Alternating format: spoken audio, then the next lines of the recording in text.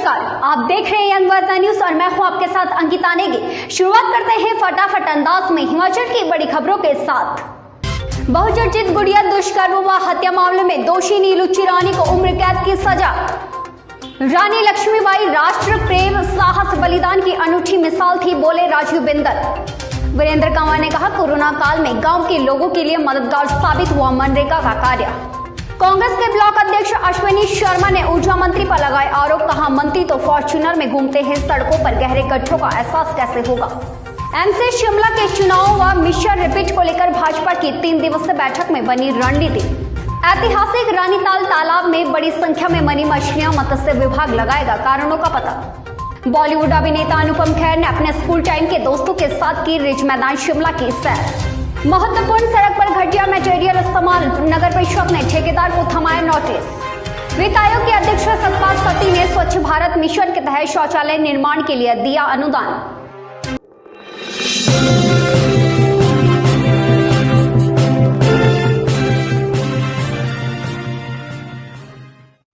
समाचार अब विस्तार से।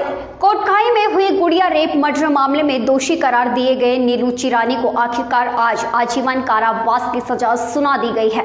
दोनों पक्षों की दलीलें सुनने के बाद न्यायाधीश राजीव भारद्वाज ने सजा सुनाने के लिए 18 जून की तिथि निर्धारित की थी, जहां जिला एवं सत्र न्यायाधीश राजीव भारद्वाज ने गुड़िया के दोषी को उम्र कैद की सजा सुना दी। कन्विक्ट जो अपील कर सकता है, तो अभी जजमेंट की कॉपी डिटेल में क्या लिखा है, कैसे लिखा है, वो मिली नहीं है, तो अभी बस मिल जाएगी थोड़ी देर में।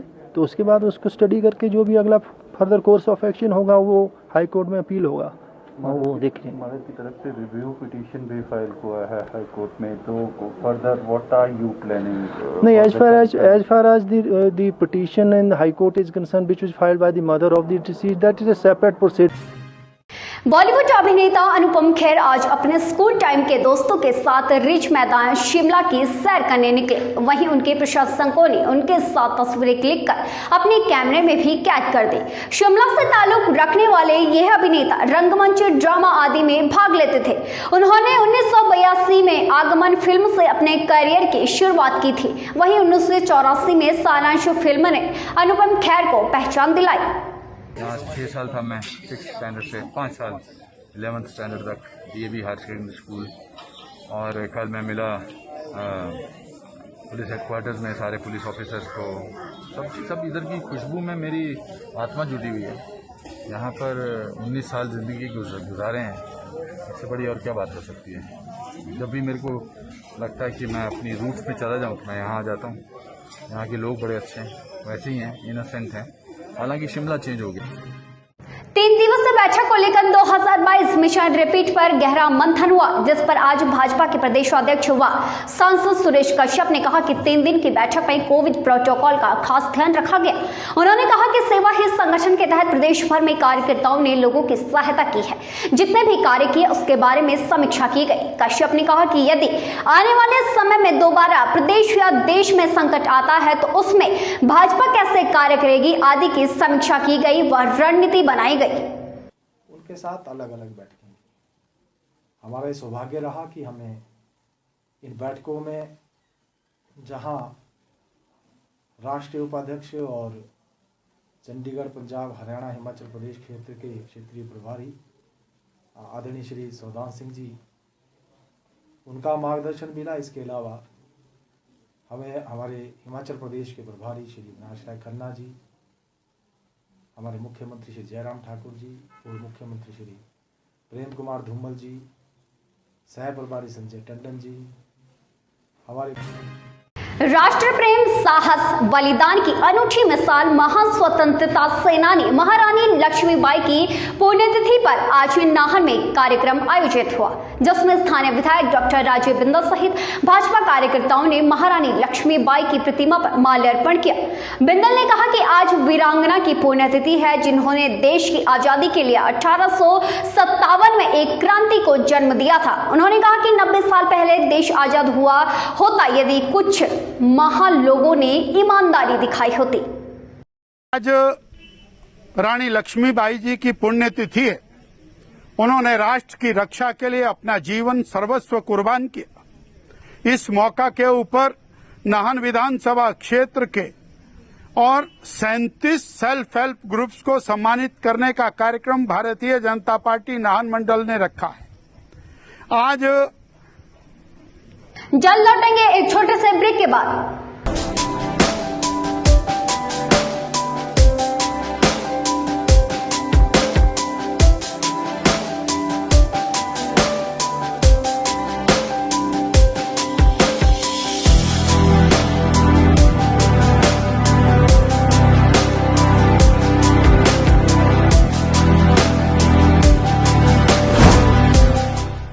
भूषण ज्वेलर्स, अनमोल रिश्तों के लिए। ब्रेक के बाद स्वागत है। पांवटा साहिब में एक तरफ सड़क का निर्माण तो हो रहा है तो वहीं दूसरी तरफ सड़क निर्माण में घटिया सामग्री का प्रयोग किया जा रहा है। नगर परिषद के द्वारा अब ठेकेदार को नोटिस भी दे दिया गया है। एसडीएम पांवटा डीएसपी ऑफिस ऐतिहासिक गुरुद्वारा अस्पताल को जोड़ने वाली महत्वपूर्ण सड़क पर घटिया मटेरियल प्रयोग हो रहा था। वहीं नगर परिषद के वाइस चेयरमैन ओपी कटारिया व ईओ एसएस नेगी ने ठेकेदार को नोटिस थमाया है। साथ ही जेई को मौके पर जाकर सैंपल सहित जांच के आदेश भी दिए गए।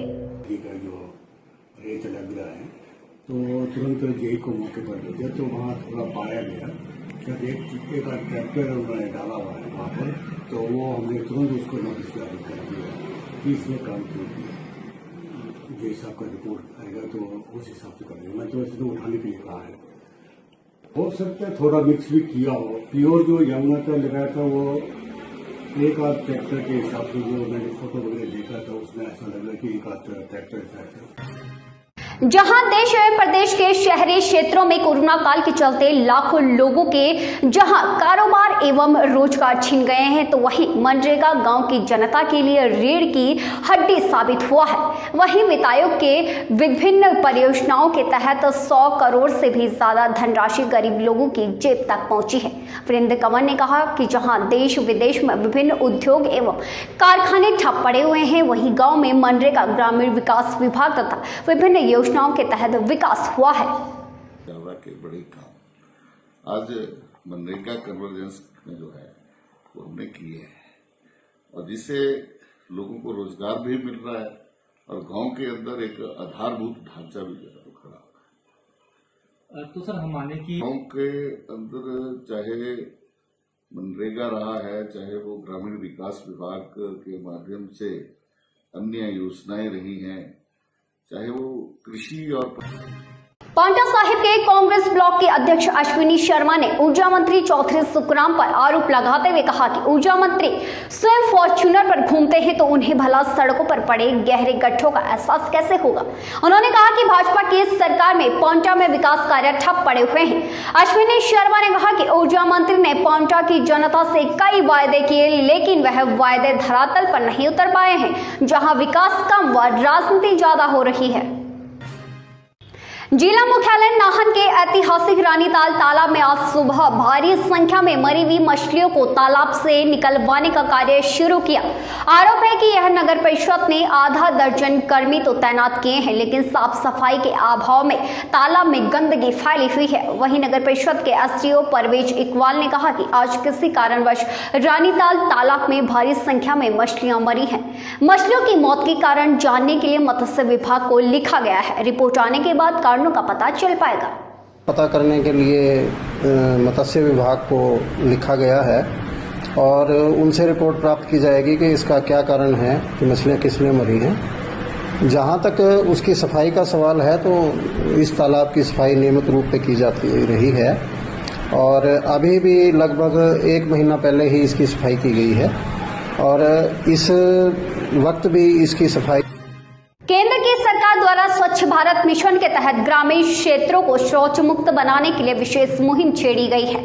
वहीं 95 परिवारों को शौचालय निर्माण के लिए 12,000 रुपए परिवार का राशि प्रदान की गई है। वित्त आयोग के अध्यक्ष सतपाल सिंह सती ने लाभार्थियों को स्वीकृति पत्र आवंटित किए। ग्रामीणों को 11.40 लाख रुपए की राशि लाभार्थियों द्वारा चयनित 11 पंचायतों के 95 परिवारों को दी जाएगी। टॉयलेट की व्यवस्था के लिए उन्होंने स्वच्छ भारत मिशन के अंदर तय किया था कि जो ग्राम पंचायतें लिस्ट बना करके भेजेंगी उनको 12,000 रुपया प्रति परिवार दिया जाएगा। उसी कड़ी में उन्ना विधानसभा क्षेत्र में आज लगभग 11 पंचायतों के 96 लोगों के 12,000 व्यक्ति प्रति स्वच्छ भारत मिशन के अंदर ये पैसा दिया गया है। और इसी तरह से अगले देश प्रदेश की तमाम बड़ी खबरों को देखने के लिए यंग वार्ता न्यूज के फेसबुक पेज, इंस्टाग्राम और यूट्यूब चैनल को फॉलो और सब्सक्राइब कर बेल आइकॉन दबाना ना भूलें। इसके साथ ही तमाम बड़ी खबरों की अपडेट के लिए यंग वार्ता न्यूज की www.yangwarta.com वेबसाइट पर विजिट करना ना भूलें। और आज के लिए फिलहाल इतना ही।